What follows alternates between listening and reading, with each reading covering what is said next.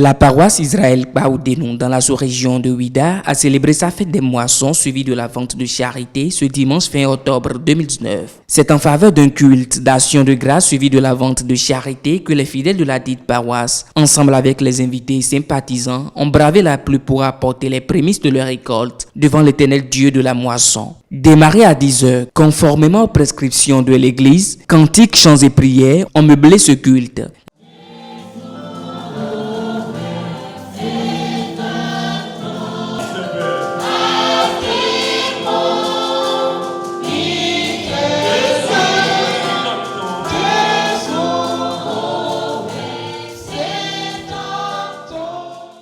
Les officiers ont tour à tour adressé des prières à l'Éternel Dieu qui a rendu effectif la fête des moissons de cette année.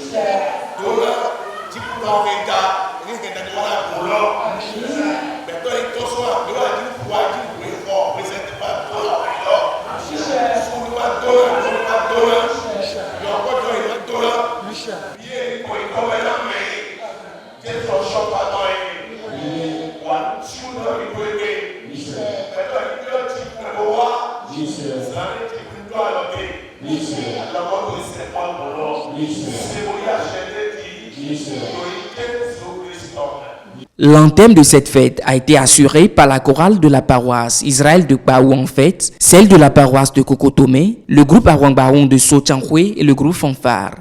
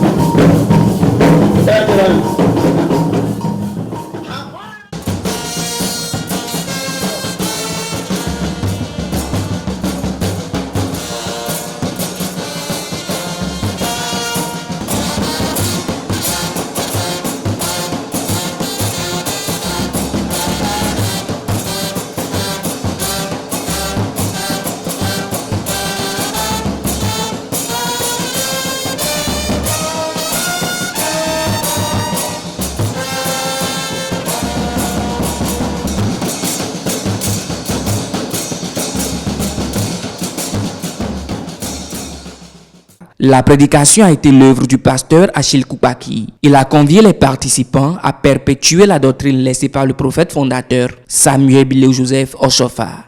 Notre compréhension de l'Église, c'est la vision, c'est la bougie, c'est les bains, c'est les combats. Si ça marche, cela veut dire que c'est déjà bien. Mais ces choses-là qu'on a données à l'Église pour combattre l'esprit malin, pour faire échec aux machinations de Satan, ces choses-là, c'est simplement pour avoir le salut.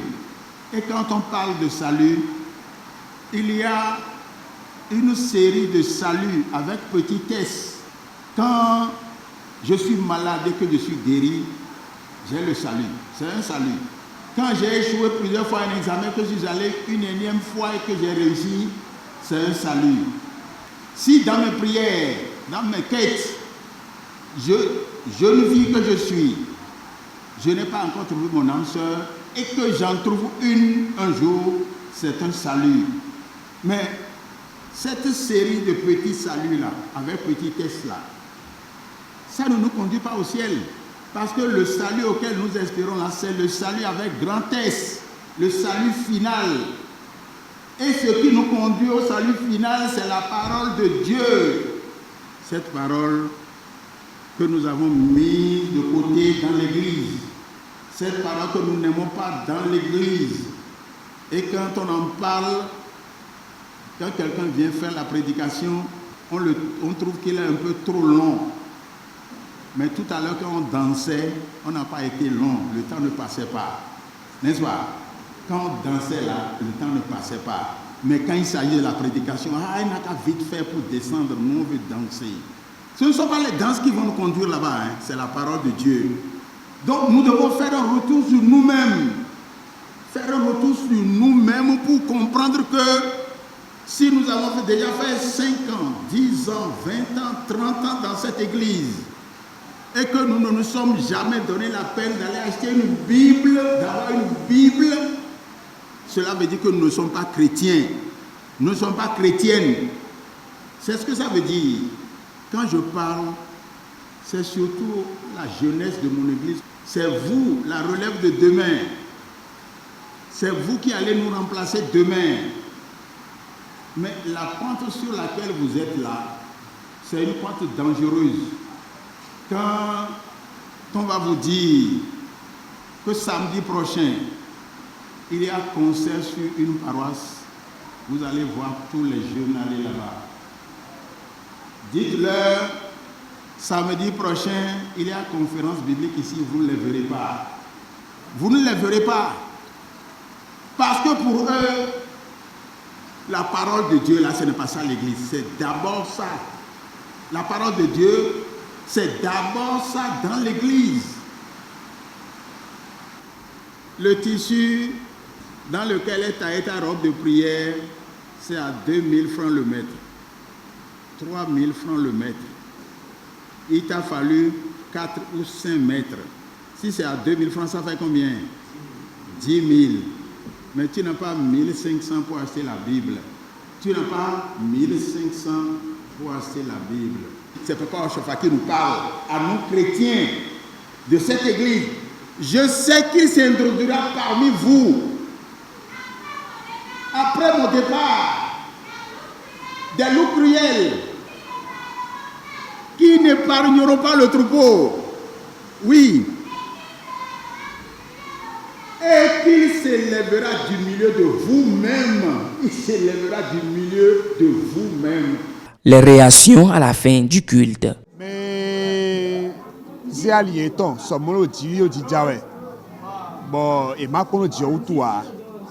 Boka ze moto bo ze keke bo so afobo wa.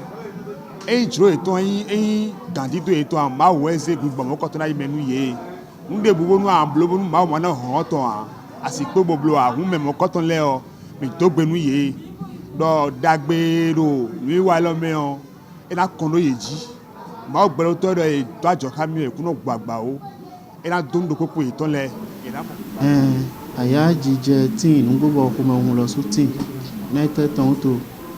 Dede mi no baido to kon to mi ton le me. Bon, kweu, mino du kwe to kwando mi ton le me. E jedo to akonsen wo non tonton me no he. E no basi ou jen e gan basi e ne lo me we o kwe dudu jije kon kwe ton. Et ton son bon mi do to dudu to egbe to agun. Israël pa ou de l'outanji. Le thème de l'édition de cette année, c'est la préparation d'une relève de qualité. Notre jeunesse a besoin de l'éducation, de l'enseignement religieux qu'il faut pour que demain, on puisse choisir quelqu'un parmi eux ou bien des gens parmi eux pour devenir des chargés de paroisse, pour devenir des présidents de sous-région, de région, pas forcément révérend pasteur, parce que le commandement, par ordre décroissant, il faut qu'il y ait des gens qui méritent chaque échelon. Comme vous le constatez, comme moi-même, et malgré la pluie qui a commencé depuis le matin jusqu'à cette heure-ci, les gens ont bravé la pluie et ils sont venus. Et voyez vous-même tous ce parterre de fidèles et de sympathisants que vous avez. Les choses se sont déroulées normalement. Et là, c'est une preuve même que ce qui est impossible, Dieu peut rendre ça impossible. Puisse l'Éternel Dieu garder les participants jusqu'à l'édition prochaine.